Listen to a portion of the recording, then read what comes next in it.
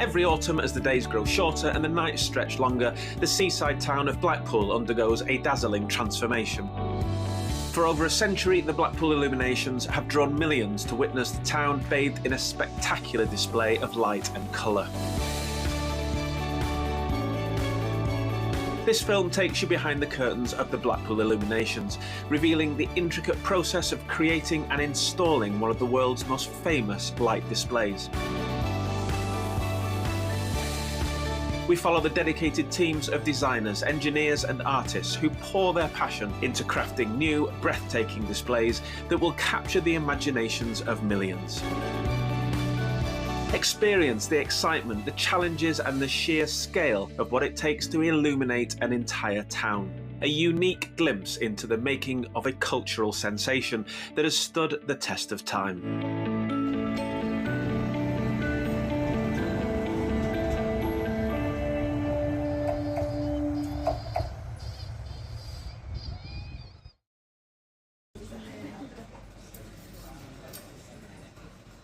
You know, I've been battling ghastly good taste in this country for, like many incarnations, probably back to the Renaissance.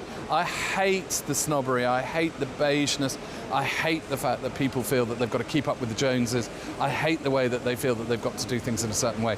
Blackpool has never done that. Blackpool never did do that. Blackpool always said design should be sexy, special and big. And yeah, it was part of a holiday experience, so you could kind of get away with that. But I think things have changed, and I think since lockdown, when everybody was incarcerated in their own grey cells with those 3 pebbles from IKEA on the wall and stuff like that, people have suddenly realised that they are a bit more interesting than that. And so Blackpool was always where design came for a holiday, where design came here, it rolled up its trouser legs and it went for a paddle, and I've always loved it for that. Blackpool's a big hitter. It's a very, very big hitter, particularly internationally. I'm really loving the fact that Blackpool is beginning to wake up to that fact. Slowly. It's like a sleeping princess. Every year I try and slap her awake. Come on, love, wake up!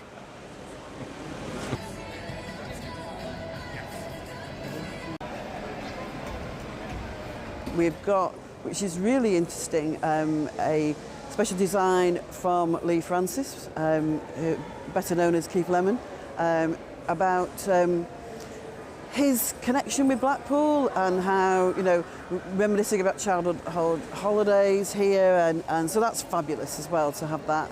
I'm so chuffed to be part of it. When I was a kid, Blackpool was so mesmerising with all the lights, and yeah, I think the inspiration I took for my design was childhood memories, and when I was a child it was about the question, do you prefer space or dinosaurs? I couldn't decide, but I was obsessed with the idea of flight.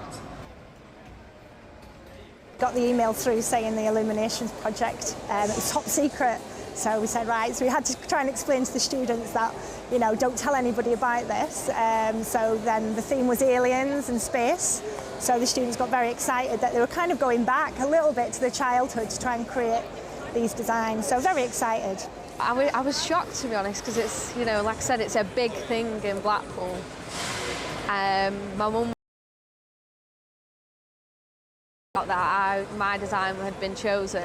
Everyone's just really happy for me. I'm happy. All they said to us, they wanted a hexagon shape, and they also wanted just an alien theme. They said we can go with whatever we feel like. The design that ended up being chosen, I went with like a funky idea, something that isn't normally what, a normal thought of an alien, because, we don't know what they are, but I just went with just a funky design, bright, colourful, playful. It's really, really important that we have the illuminations. It extends our season, and we are as busy in September, October and November as we are in the summer holidays. Every single weekend we're busy. I believe the future's bright in tourism. We're looking at bookings are up again this year. Now, after COVID, we thought everything would go down, and it's gone up and up and up, which is absolutely amazing, really. Didn't expect that. No, I absolutely love the donkeys with the ice cream. They are amazing. They're just so off the wall, aren't they? I mean, you just wouldn't think anybody even think about that.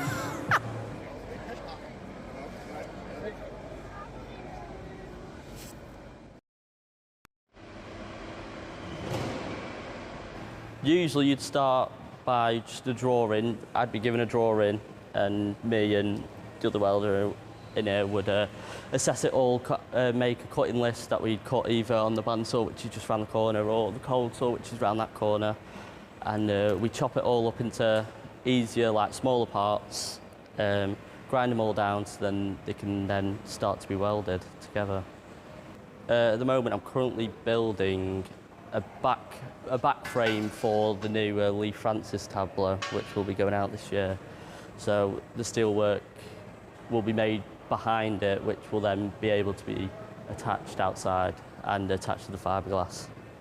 Apart from welding, I'm learning all the machines, the pillar drills, the King's mill, the lathes, and I've done a few months on the robot, which is around the corner, which is the main start of all where the tableaus are built. It is an honour. It's also very weird, because obviously you never, as a kid, you never think, that could be you one day, working or putting it all up or even building anything around it, but I don't know, paths just fall into line and here I am now. There in your face, and just to enjoy, you don't really go into much depth and think, how was that made, how's it been put up there? But now obviously working here, then you understand it a lot more, and it's a lot more, there should be a lot more respect in a sense, as you don't understand how much hard work and time especially goes into making the illuminations. At the moment, I'm just finishing up the letters for the new Disco Donkey feature with the ice cream on top, and it's got Blackpool in letters that go around the outside. So at the moment I've just sorted it out for the 3D printer. So this is going to be the L, and inside it we've designed a channel which will fit one of these. These are just, it's like an LED light strip. So it's nice and flexible, so you can essentially, it outlines the letter itself. Get it 3D printed, and then it'll come back to me, and I'll smooth it all off, paint it, and then it goes back to the electricians to be wired up and fitted onto the ice cream. It'll print the first layer, and then as it goes on, every layer will add more detail. And then these bits is the infill, which gives the piece structure. And it's got all the holes pre-designed in, so it's easy for fitting. And so it would have to wait for the printer to print all this all the way up to the top to the full thing, which will take 19 hours and 2 minutes. For one L? For one letter, yeah. So 19 hours per letter? Yeah, well, I think I've just sorted out a B as well, and the B, I think it's a day. A day and a few hours, so it depends on what you're making, what letter-wise. Or we make obviously full 3D objects on here as well, which can take a lot longer, depending on the detail on it, basically, and the size.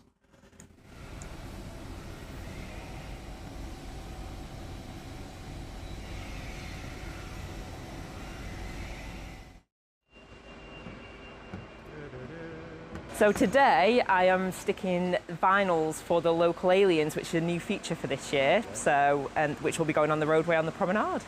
What we do is, this is the final result with the vinyl completely on, and if you come round this way, you will see I'm just starting to stick one side on. So obviously we've got all the masking tape in place, positioning it up, lining it up, ready to go. And then once that's ready to go, I'll get a squeegee and some water and basically just flatten that on this fiberglass. And then we'll do the same for the other side, matching the feature up so it's the full image. These are a feature that have been used for quite a few different things. I believe one year they were used for Star Trek, they've been used for Doctor Who, they've been used for a wide variety of things. It just so happens that this year they've been free for us to use for local aliens, so yeah. They're really quirky designs. I love the inventiveness of all of them. They're all different as well, so it's good not having repeats of the same thing. It's nice that they've kind of all got their own little imaginations of what aliens look like. So yeah, no, they're really cool. A really nice feature for this year.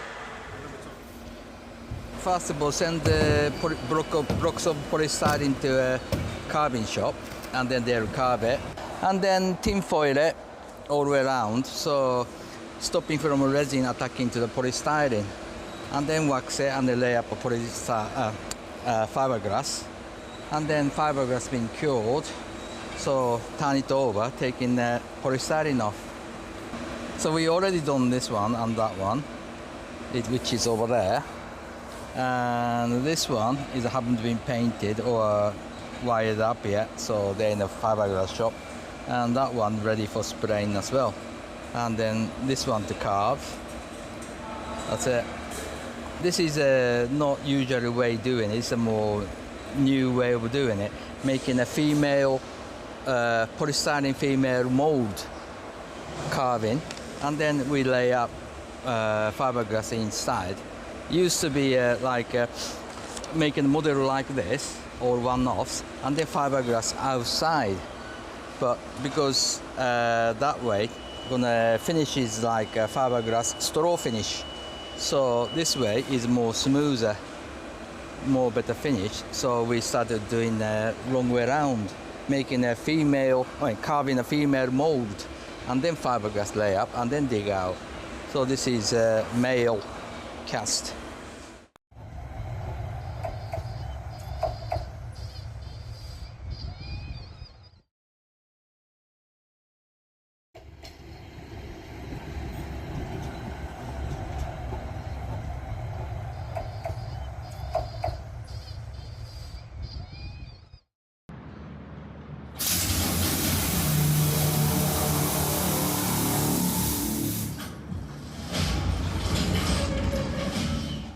One of the biggest projects that we've built in recent times is Odyssey. And Odyssey is a very, very complex system. And the whole thing is networked. So we've got networks of lighting, networks of audio, networks of video, networks of control, all going to each tower. And then each tower is, in effect, its own standalone thing. And each tower has lighting, sound, projection. It also has mapping, tracking to follow people, smoke machines, lasers, and all of those things are maintained and installed by the technical department. Unfortunately, we have the joy of the Blackpool weather. Nobody understands how harsh that salt air is on anything, especially technical, electrical. It destroys, and it destroys galvanized steel.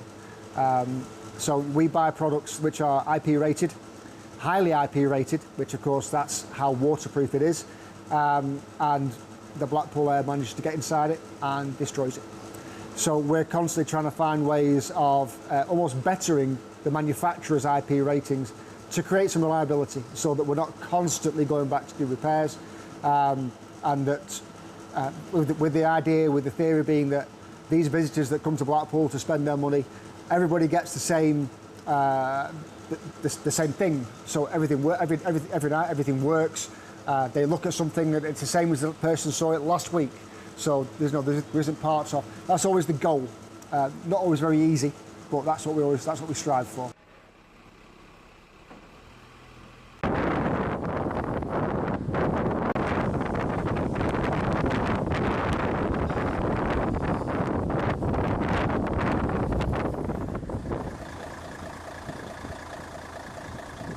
The wind causes a lot of problems on the cliffs with the features. We've got to have ropes and a couple of men to try and steady it as best we can. If it gets too bad, we just call it, and safety first all the time. Hectic at the moment with the lead up to the switch on.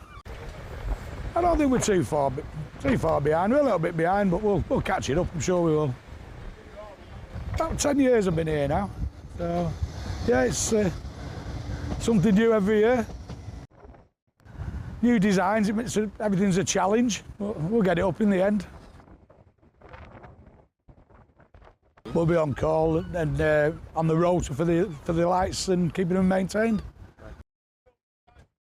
It's the weather conditions more than anything. And there's getting behind the tableaus and onto the grass, and it's a challenge. On the roadway, the challenge there could be parked cars and things like that. So we try and get out either early morning or whenever we can, cone it off. So, well, we do some Christmas lights as well, and it can get a bit cold at 3 o'clock in the morning. Cold, windy, snowing. The electricians will follow up behind us and, yeah, plug everything in basically, wire it all up.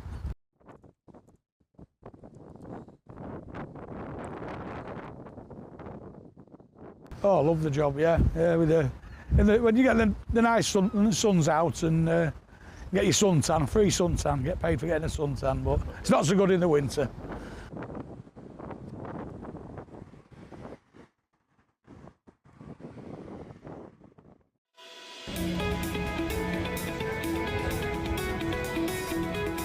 It's switch on week, and with just days to go until the big night, the illuminations are tested, the promenade is closed, and the bikes come out to ride the lights.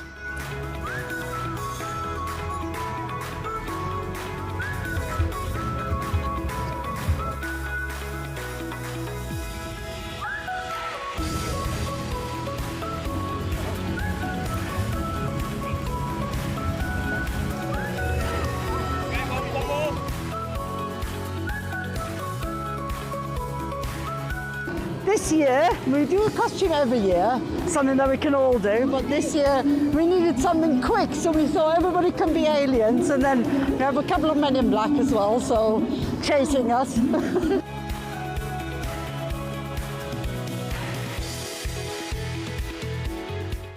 It's an illness, it takes all your life if you're not careful. You start with one, then you make two, and then you make two more, it lasts 12 months, and then I've got a yard full of them to make. I've got another 5, I think. How long have you been doing this?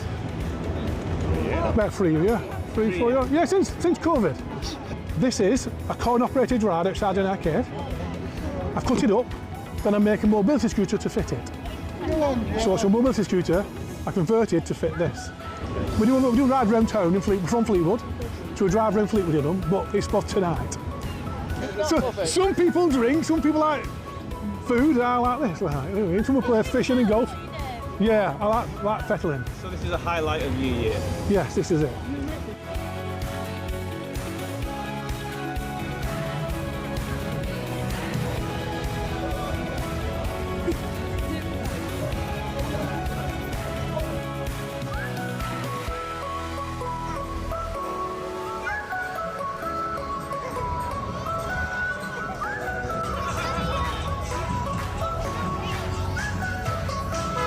Well, we're from the new Esplanade Hotel on the front next to the Pleasure Beach, and we've got a lovely guest called Mark Harper, and he brings his dodging with us, and he brings his postman Pat van, and we have a gold mine. Paul brings a gold mine, and they're all amazing guys, and they hook us all up with this amazing dodgem. It brings different ones every year.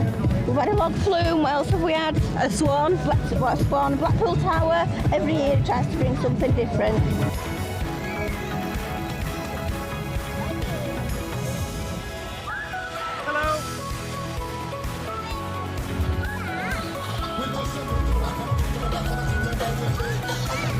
Walt Disney World, yeah, many years ago, and it only comes out for this event, very special. We've added to it. We didn't have lights last year. We had the butterfly cape, but now we've added the lights.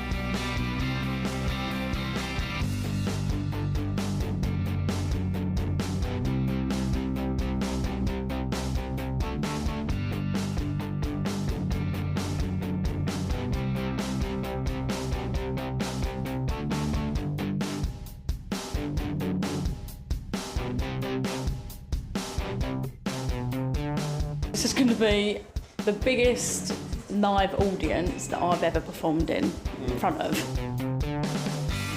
Massive thank you. Enjoy your evening and never give up on your dreams, because I'm so glad I didn't. I'm excited for the nightlife, I'm not going to lie. I can imagine it's like pumping. I mean, this is legendary. To perform the Blackpool Illuminations, it feels like a real honour. I mean, it's just been phenomenal. Our impressions today was just the kids screaming, wanting to go to every little place to explore it. The beaches are beautiful, the piers have been amazing. We've had so much fun riding all the rides and eating hot dogs and having ice cream. It's like the ultimate place for family. I'm just so excited to be here. I can't wait to vibe with everybody. Everybody seems like they're really up for having a good time. It feels electric. The streets have just been filling with people all day long, so it's time to make it legendary one more time around.